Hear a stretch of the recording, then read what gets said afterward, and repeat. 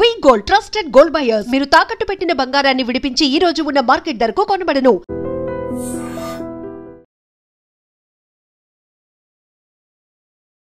Hi hello namaste, welcome to iDream Media. నేను మీ శ్రావ్య. మనతో పాటు ఇప్పుడు the most senior stock market trainer AS Chakravarthy garu ఉన్నారు. నమస్తే సార్. నమస్తే మేడం గారు. ఎలా ఉన్నారు? ఫైన్ మేడం గారు. గోల్డ్ గురించి ప్రతి ఒక్కరు ఆలోచిస్తుంటారు. ఇంకా ఫెస్టివల్స్ వస్తున్నాయి కాబట్టి దివాళీ, దసరా వస్తుంది, గోల్డ్ కొనాలని ఆలోచిస్తూ ఉంటారు. సో గోల్డ్ రేట్స్ ఎలా ఉన్నాయి, గోల్డ్ మార్కెట్లో ఎలా ఉండబోతుంది?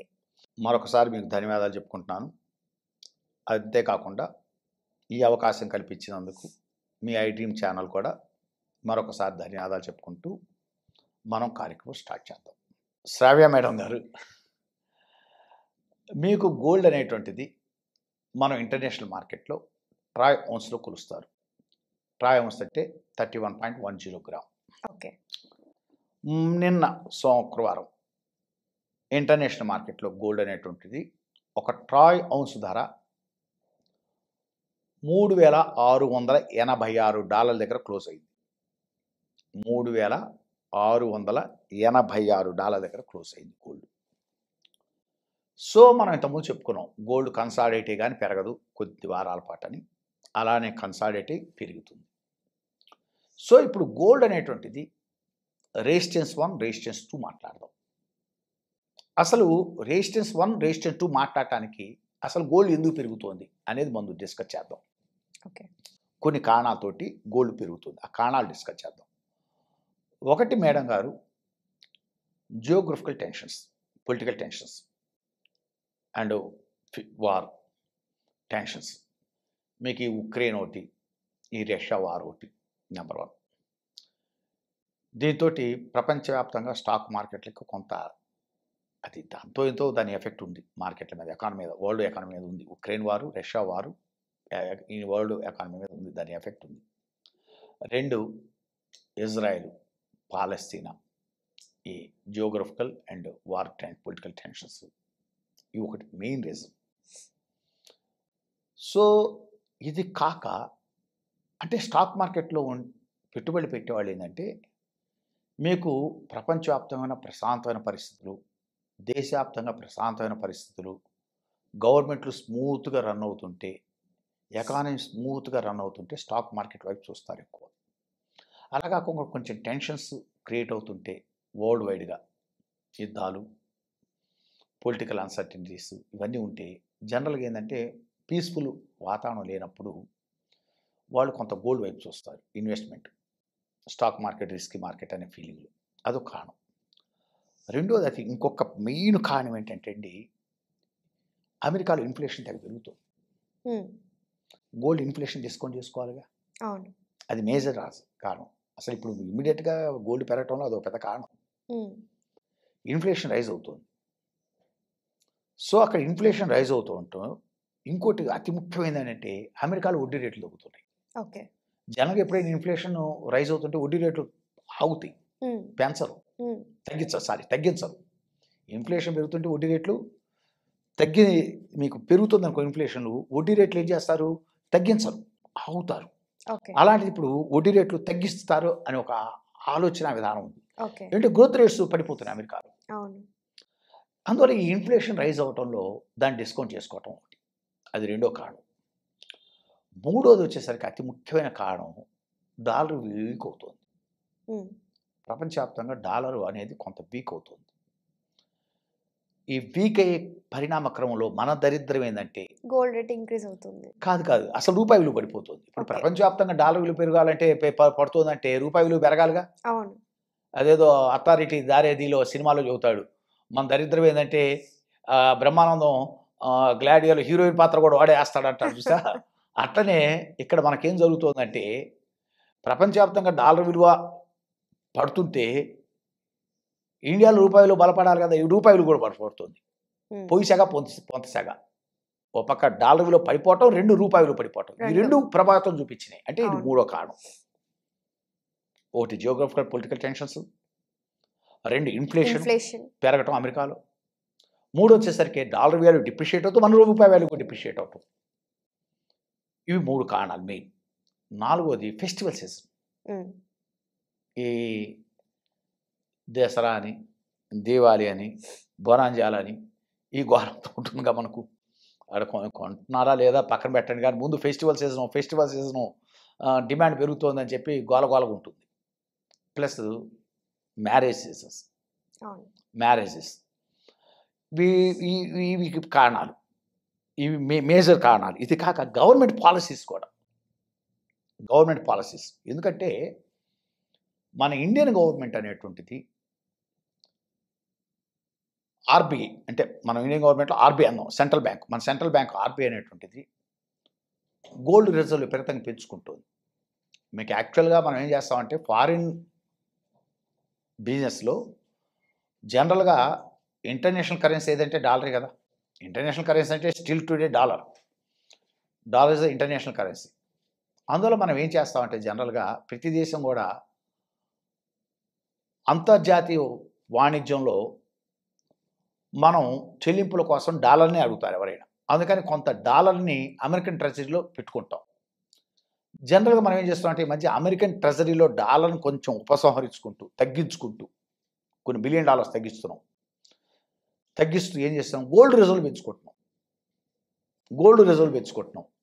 ఈ 1 ఇయర్లోనే మనం 38.5 మెట్రిక్ టన్స్ రిజర్వ్స్ పెంచుకున్నాం. 1 ఇయర్లో 141.5 మెట్రిక్ టన్స్ని ఇప్పుడు మనం 880 మెట్రిక్ టన్స్కి వచ్చింది. అంటే 38.5 మెట్రిక్ టన్స్ గోల్డ్ రిజర్వ్ పెంచుకున్నాం గవర్నమెంట్ పాలసీస్లో.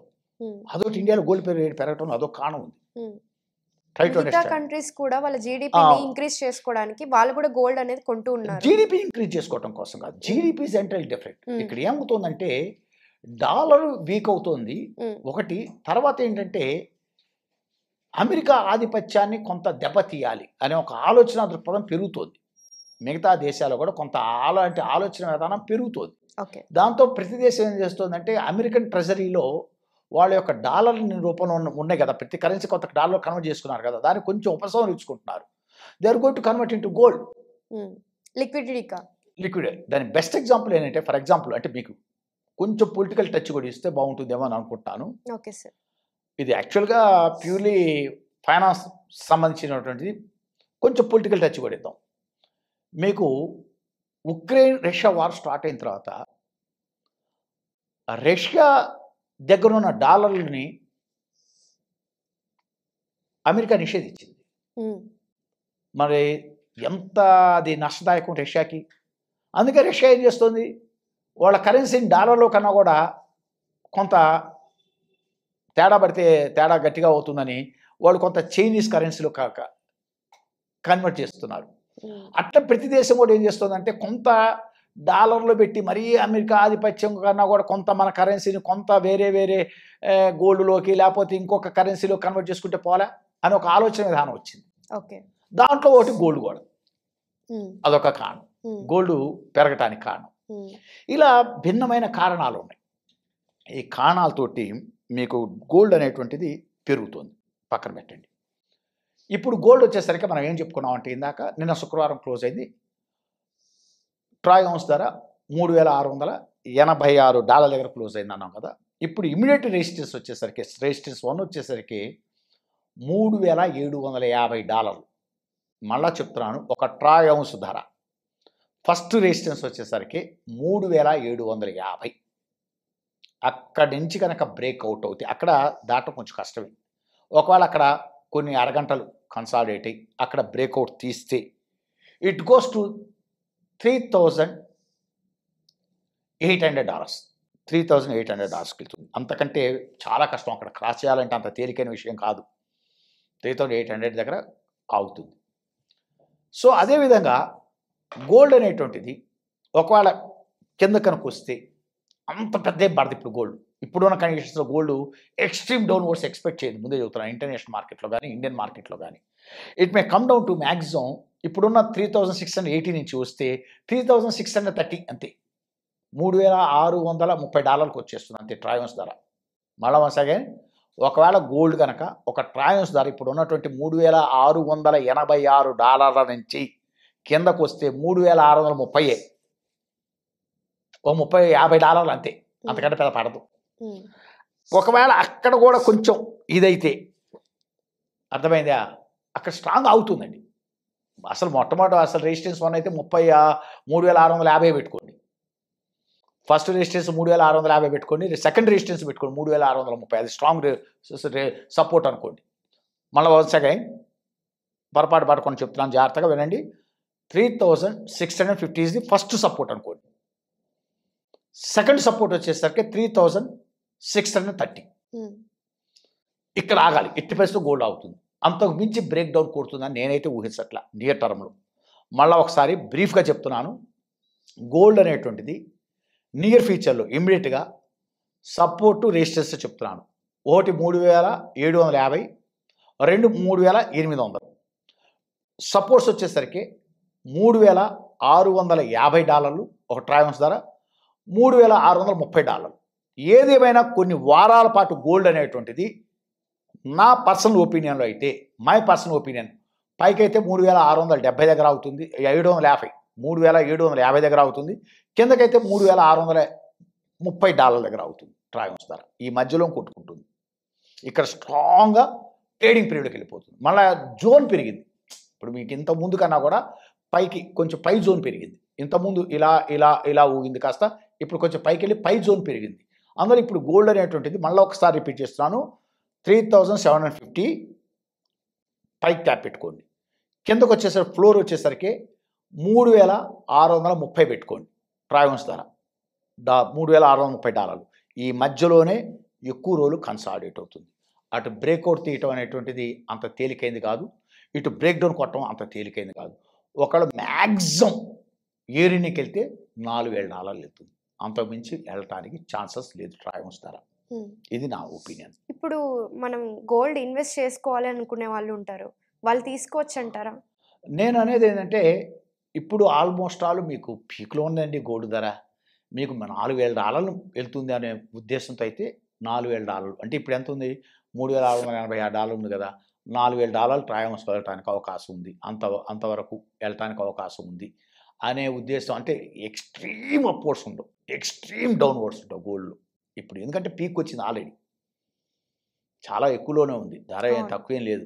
నీకు ఈ జియోగ్రఫికల్ టెన్షన్స్, డాలర్ పతనం అవ్వటం, రూపాయలు డిప్రిషియేట్ అవ్వటం, ఫెస్టివల్ సీజన్స్, ఇలాంటి కాజెస్ని బేస్ చేసుకొని గోల్డ్ పెరిగింది. కానీ ఇంకోటి పర్చేసింగ్ కెపాసిటీ పబ్లిక్ చూసుకోవాలి. ఓ పక్క వరల్డ్ వైడ్గా ఎకానమీ దెబ్బతింది, వరల్డ్ ఎకానమీ దెబ్బతింది. డిమాండ్ అండ్ సప్లై చూసుకుంటే మీకు డిమాండ్ అంత ఎక్స్ట్రీమ్గా ఏం లేదు గోల్డ్కి. నీకు సెంట్రల్ బ్యాంక్స్, వివిధ దేశాల్లోని సెంట్రల్ బ్యాంక్స్ డాలర్ని కొంత పక్కన పెడుతూ కొంత గోల్డ్ని కొంచెం యాడ్ చేసుకుంటూ, గోల్డ్ కూడా ఎక్స్ట్రీమ్గా యాడ్ చేయలేదు. అది కూడా చెప్పాను మీకు ఒకసారి, వారన్ బఫెట్ ఏమందో కూడా చెప్పాను మీకు. స్టాక్స్ అయితే వేలాది స్టాక్స్ ఉంటాయి, లక్ష స్టాక్స్ ఉంటాయి, అర్థమైందా? ట్రిలియన్ డాలర్స్ మనం ఇన్వెస్ట్ చేస్తూ స్టాక్స్ మార్కెట్లో అయితే ప్రపంచవ్యాప్తంగా ఇప్పుడు ఇండియాలో ఎన్ని స్టాక్స్ ఉన్నాయి, ఎన్ని వేల స్టాక్స్ ఉన్నాయి, పాకిస్తాన్లో ఉన్నాయి, చైనాలో ఉన్నాయి, అమెరికాలో ఉన్నాయి, యూరోప్లో ఉన్నాయి, ఆస్ట్రేలియా ఏంటి, జపాన్ ఏంటి, మీకు ఎంత అసలు యూరోప్ కంట్రీస్ ఎన్ని కంట్రీస్ ఉన్నాయి, ఎన్నంత బలమైన కంపెనీస్ ఉన్నాయి. ట్రిలియన్ డాలర్స్ ఇన్వెస్ట్ చేయడం అనేది స్టాక్ మార్కెట్లో కుదురుతుంది. అదే తీసుకొచ్చి గోల్డ్ అయితే ఇన్వెస్ట్ చేయడం కుదరదు. ట్రిలియన్ డాలర్స్ ఇన్వెస్ట్ చేయడం మళ్ళీ తీసుకోవడం కూడా కష్టమే. అందువల్ల గోల్డ్ని అంచనా వేసేటప్పుడు చాలా జాగ్రత్తగా అంచనా వేసుకోవాలి. ఎక్స్ట్రీమ్గా ఊహించుకోవటం కుదరదు. మ్యాక్సిమం ఏ రేంజ్కి $4,000, అంతకన్నా ఎక్కువ ఉంటుందని నేనైతే అనుకోవట్లే. ఇప్పుడు మటుకు క్యాప్ అయితే 3,750 to 3,800 మధ్య, ఫ్లోర్ కిందకు వస్తే 3,650 to 3,630 మధ్య ఇది అవుతుంటుంది. ఈ మధ్యలోనే కొట్టుకుంటుంటుంది gold. Okay sir, that's my strong opinion. Okay sir, thank you so much sir. Thank you madam garu, given this opportunity.